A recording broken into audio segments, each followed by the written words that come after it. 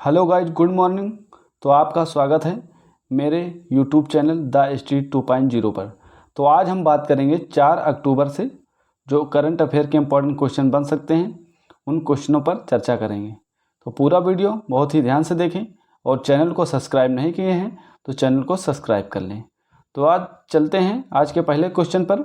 आज का जो हमारा पहला क्वेश्चन है उसमें बताया गया है कि 19वें एशियन गेम्स में भारत की स्क्वैश टीम ने कौन सा पदक जीता है। तो इसमें जो स्क्वैश टीम है इसमें गोल्ड मेडल जीता है। ऑप्शन नंबर इसका ए सही है।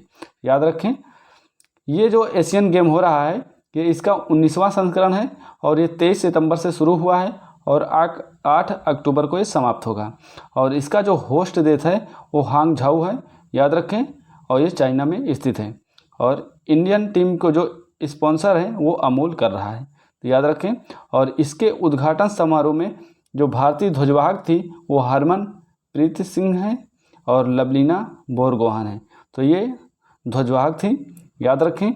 और भारत की स्क्वैश टीम ने फाइनल में पाकिस्तान को हराकर इसमें गोल्ड मेडल जीता है, याद रखें। और ये 10वां गोल्ड मेडल है भारत का, तो याद रखें।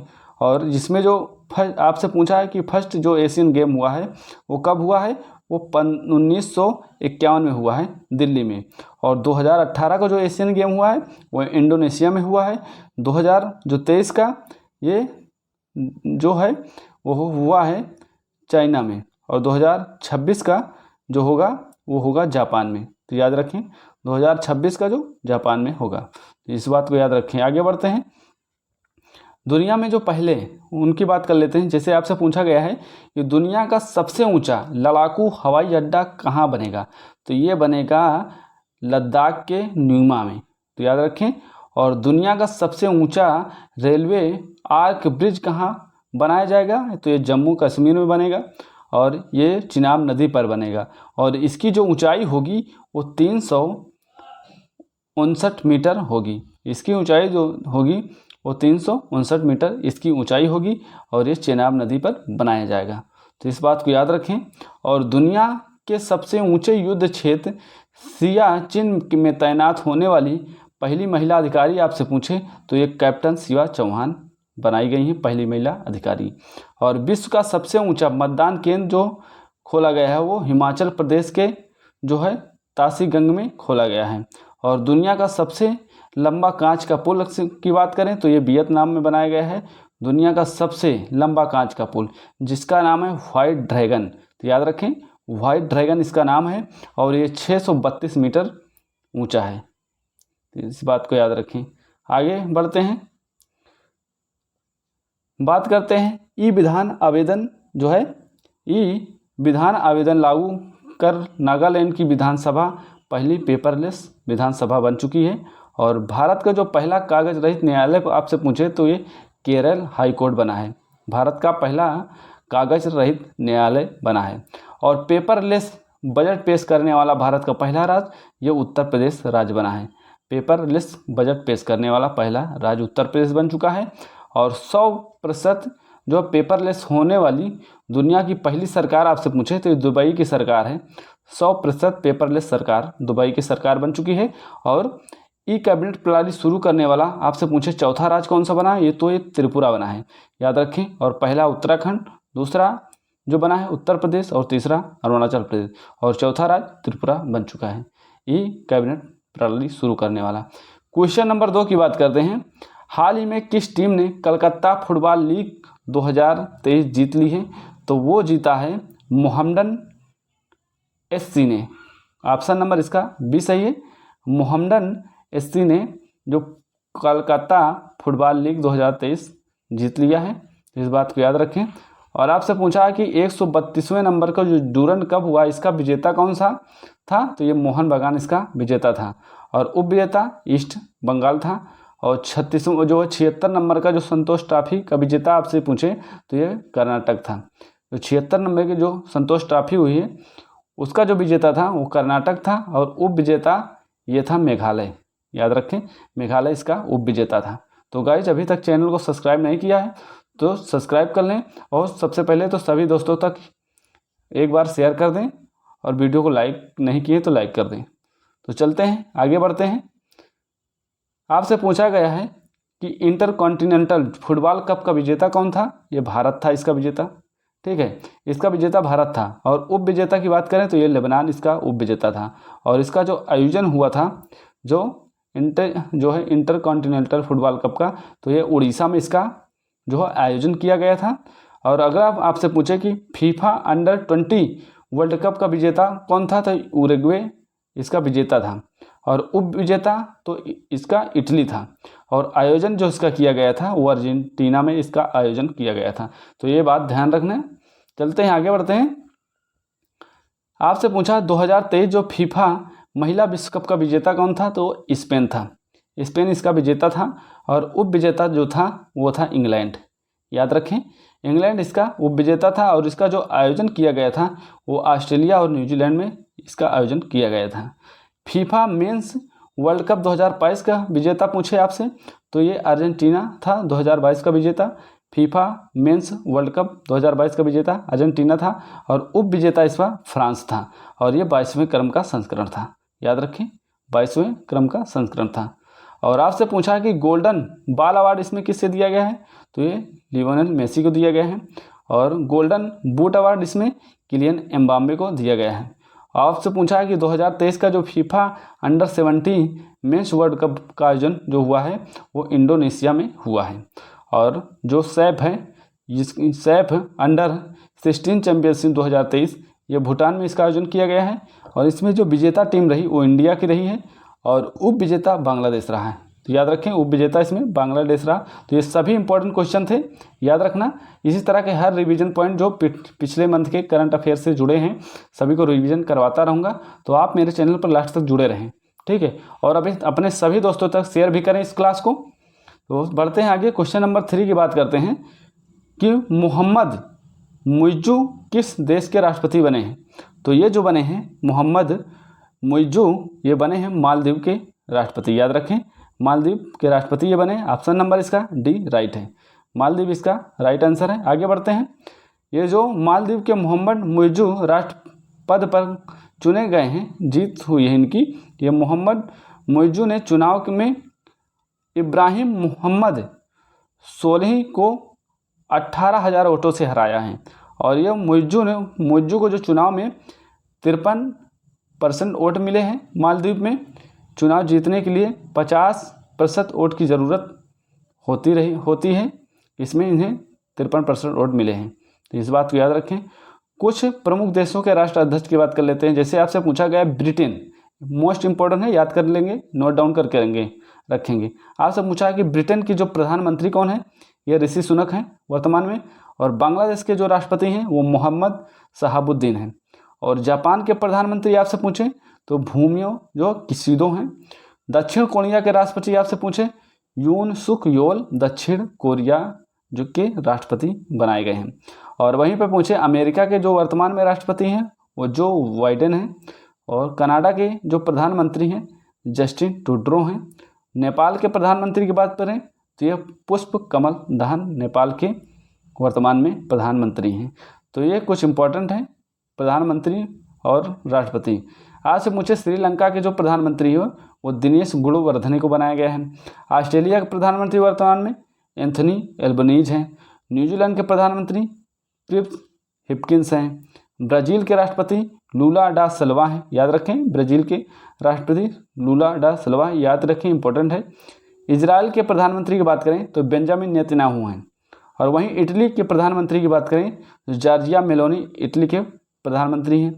फिजी के प्रधानमंत्री जो है सितवनी राबुका जो है फिजी के प्रधानमंत्री हैं। तो इस बात की याद रखें। चलते हैं क्वेश्चन नंबर 4 की ओर। आपसे पूछा गया इसमें कि अंतर्राष्ट्रीय अहिंसा दिवस कब मनाया जाता है। तो ये जो अंतर्राष्ट्रीय अहिंसा दिवस मनाया जाता है ये 2 अक्टूबर को मनाया जाता है। याद रखें, जो गांधी जयंती होती है उसी दिन अहिंसा दिवस 2 अक्टूबर को मनाया जाता है। तो ये इंपॉर्टेंट क्वेश्चन है, अभी मनाया गया है 2 अक्टूबर को अहिंसा दिवस। तो कुछ महात्मा गांधी से जुड़ी बातें जान लेते हैं। आपसे पूछा गया है कि अहिंसा दिवस 2 अक्टूबर को मनाया जाता है किसके जन्मतिथि पर, महात्मा गांधी की जन्मतिथि पर मनाया जाता है, याद रखें। और शहीद दिवस की बात करें तो ये 30 जनवरी को मनाया जाता है। उसी दिन महात्मा गांधी की जो है पुण्यतिथि थी, याद रखें। और महात्मा गांधी की जो समाधि स्थल है वो राजघाट है। और राजनीतिक गुरु इनके जो हैं वो गोपाल कृष्ण गोखले महात्मा गांधी के जो हैं राजनीतिक गुरु हैं। और आपसे पूछे दार्शनिक गुरु कौन थे, तो लियो टॉल्स्टॉय महात्मा गांधी के जो हैं दार्शनिक गुरु थे। तो इस बात को याद रखें। और आपसे पूछे कि वकालत पढ़ने इंग्लैंड कब गए थे, तो 1888 से 1991 में ये इंग्लैंड में वकालत करने गए थे। और दक्षिण अफ्रीका से वापस जब प्रवास हुए थे, जब दक्षिण अफ्रीका गए थे तो ये गए थे 1893। और वो जो भारत आए हैं तो 9 जनवरी 1915 को दक्षिण अफ्रीका से भारत आए, इसीलिए इसी दिन 9 जनवरी को भारतीय प्रवासी दिवस मनाया जाता है। याद रखें, जब दक्षिण अफ्रीका से गांधी जी वापस आए हैं 9 जनवरी 1915 को, तो इसीलिए 9 जनवरी को जो भारतीय प्रवासी दिवस मनाया जाता है। और आपसे पूछे सत्याग्रह का जो प्रथम उपयोग किया है वो कहाँ पे किया है, तो अफ्रीका में किया है। 1906 में सत्याग्रह का उपयोग जो है अफ्रीका में किया है। और भारत में बात करें सत्याग्रह की, तो ये 1917 में सत्याग्रह का प्रयोग किया है भारत में। चंपारण सत्याग्रह जिसे नाम से जानते हैं, चंपारण सत्याग्रह से 1917 में। और प्रथम जन आंदोलन जो हुआ है वो कौन सा है, असहयोग आंदोलन। ये प्रथम जन आंदोलन था, तो यह बात को याद रखें। और आपसे पूछे प्रथम किसान आंदोलन, ये चंपारण सत्याग्रह है, इसी को प्रथम किसान आंदोलन बोलते हैं। और प्रथम भूख हड़ताल जो हुई है वो अहमदाबाद में हुई है, याद रखें। जो गांधी जी की प्रथम भूख हड़ताल हुई वो अहमदाबाद में हुई है।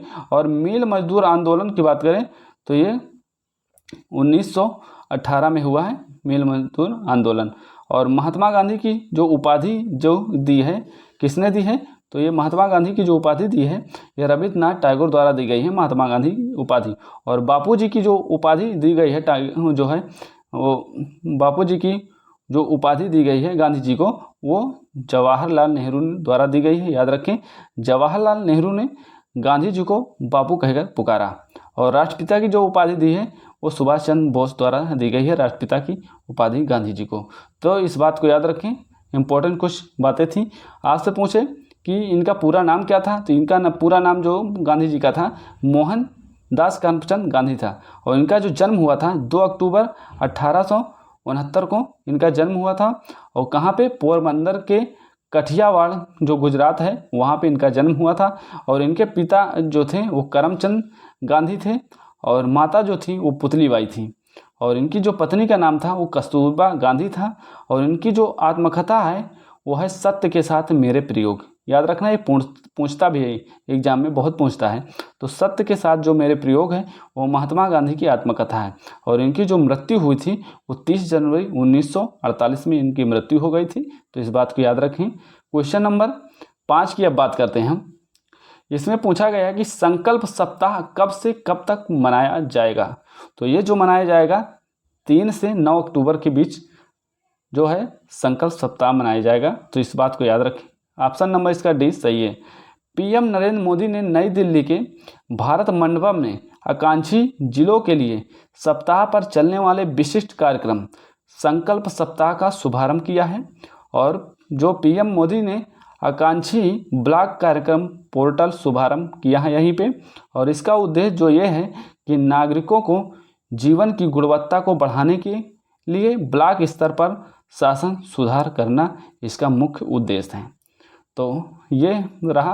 और केंद्र सरकार की जो प्रमुख योजनाएं लेके आया हूँ इनका सन है, याद रखना, पूछता है एग्जाम में। पूछा गया जनधन योजना कब लागू हुई, ये 2014 में लागू हुई। और स्किल इंडिया जो मिशन ये भी 2014 की है। और मेक इन इंडिया ये भी 2014 की है। और आपसे पूछे बेटी बचाओ बेटी पढ़ाओ योजना, ये 2015 की है। तो इस बात को याद रखें, जनधन योजना 2014 की, स्किल इंडिया जो है और मेक इंडिया ये 2014 की योजनाएं हैं। तो इस बात को याद रखें। आपसे पूछा कि प्रधानमंत्री मुद्रा योजना ये 2015 की है। और डिजिटल इंडिया में जो मिशन है ये भी 2015 की है। और प्रधानमंत्री उज्ज्वल योजना 2016 और नमामि गंगे योजना 2016 ये दोनों योजनाएं 2016 की हैं। खेलो इंडिया स्कूल गेम ये 2018 की योजना है। और जल जीवन मिशन ये 2019 की योजना है। ये जो योजनाएं याद रखना। और प्रधानमंत्री गरीब कल्याण योजना 2019 की है। और प्रधानमंत्री स्वनिधि योजना 2020 की है। पीएम मित्र योजना 2021 की है। और अग्निपथ योजना 2022 की, याद रखें अग्निपथ योजना जो चलाई गई है 2022 में चलाई गई है। और पीएम श्री योजना ये 2022 की है। और आपसे पूछे आरोग्य मंत्री योजना, ये इंपॉर्टेंट योजनाएं हैं, याद रखना। आरोग्य मंत्री योजना है जो 2023 की योजना है।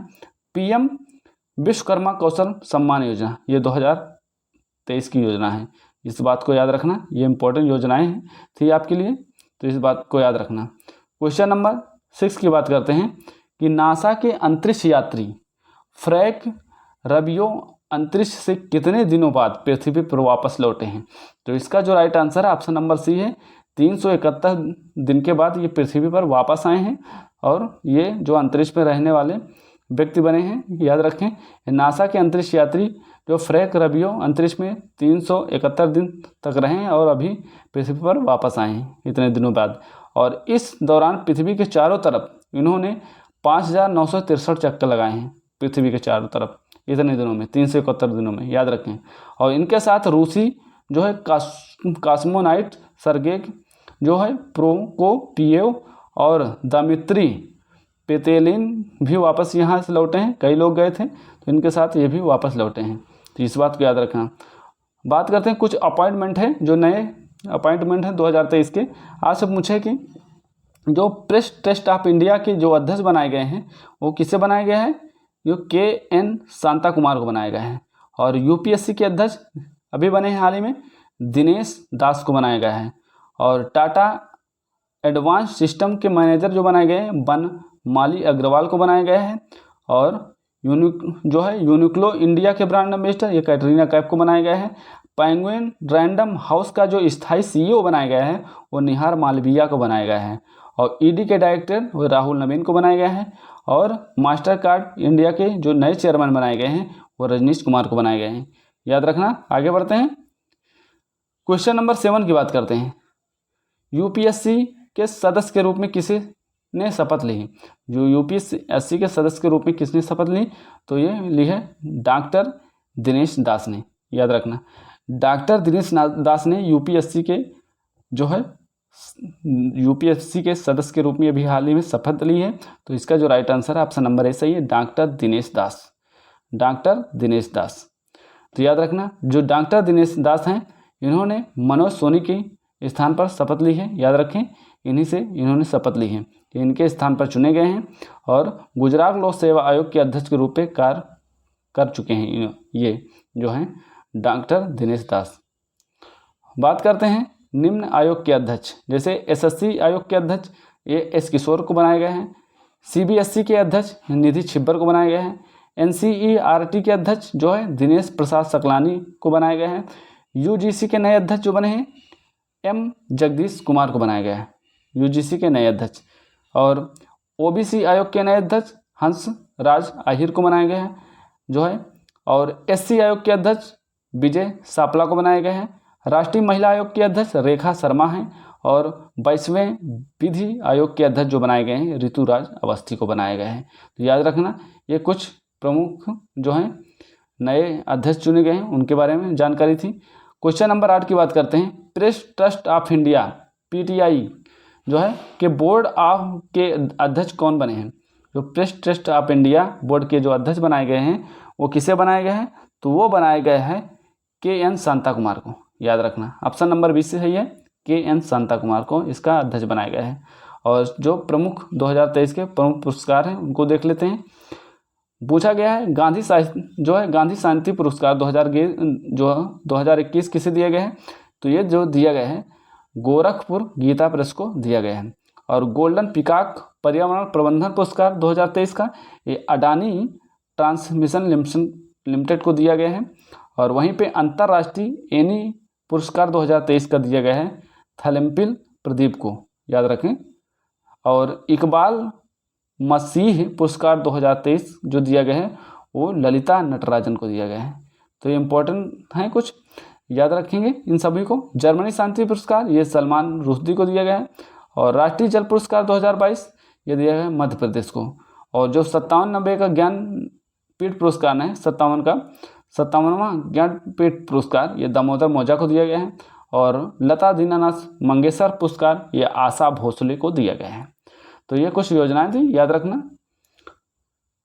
क्वेश्चन नंबर 9 की बात करते हैं। विश्व काफ़ी सम्मेलन 2023 का आयोजन किस शहर में किया गया है? तो इसका जो आयोजन किया गया है तो बेंगलुरु में किया गया है। ऑप्शन नंबर इसका बी राइट है, बेंगलुरु इसका सही आंसर है। इस बात को याद रखें, विश्व काफ़ी सम्मेलन 2023 का जो आयोजन किया गया था वो बेंगलुरु शहर में किया गया था। और ये विश्व काफ़ी सम्मेलन 2023 एशिया में पहली बार भारतीय शहर बेंगलुरु में आयोजित किया गया है। और ये सम्मेलन जो है 25 से 28 सितंबर 2023 को आयोजित किया गया है। और इसमें याद रखना WCC के 5वें संस्करण का आयोजन अंतर्राष्ट्रीय कॉफ़ी संगठन द्वारा भारतीय कॉफ़ी बोर्ड के सहयोग से किया गया है। और भारत में कॉफ़ी का सबसे बड़ा जो अधिक उत्पादन है वो कर्नाटक राज्य में किया जाता है। और आयोजित हुए कुछ प्रमुख सम्मेलन, जैसे आपसे पूछा है SCO का शिखर सम्मेलन, यह भारत में आयोजित किया गया था। संयुक्त राष्ट्र जल सम्मेलन ये न्यूयॉर्क में आयोजित किया गया था। और 22वें नंबर का विश्व सतत विकास सम्मेलन ये नई दिल्ली में आयोजित किया गया था। और 12वां विश्व हिंदी सम्मेलन फिजी देश में आयोजित किया गया था, याद रखें। और आपसे पूछे वर्ल्ड TB शिखर सम्मेलन यह वाराणसी में आयोजित किया गया था। 19वां विश्व वन्यजीव सम्मेलन ये पनामा शहर में आयोजित किया गया था। और 17वां प्रवासी भारतीय सम्मेलन ये इंदौर के मध्य प्रदेश में आयोजित किया गया था। और वैश्विक बाजरा सम्मेलन ये नई दिल्ली में आयोजित किया गया था। वैश्विक जो बाजरा सम्मेलन नई दिल्ली में आयोजित किया गया। क्वेश्चन नंबर 10 की बात करते हैं कि जातीय गणना के आंकड़े जारी करने वाला पहला राज्य कौन बना है? तो ये जो बना है बिहार राज्य बना है। ऑप्शन नंबर इसका भी सही है, बिहार राज्य बना है। तो जातीय गणना के आंकड़े जारी करने वाला पहला राज्य बिहार बन चुका है। तो इस बात को याद रखें। कुछ महोत्सव हैं इस प्रश्न के साथ, जैसे पूछा गया है उन्मेष और उत्कर्ष महोत्सव कहाँ मनाए गए? ये भोपाल के मध्य प्रदेश में मनाए गए हैं। और पुस्तकालय महोत्सव जो मनाए गए नई दिल्ली में मनाए गए हैं। जो पुस्तकालय महोत्सव है नई दिल्ली में भी हाल ही में मनाए गए हैं। और अर्बन क्लाइमेट फिल्म महोत्सव जो मनाए गए कोलकाता में मनाए गए हैं। और लेवेंडर जो फेस्टिवल है जम्मू कश्मीर में मनाया गया है।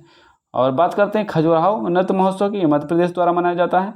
और ताज महोत्सव ये उत्तर प्रदेश के आगरा शहर में मनाया गया है।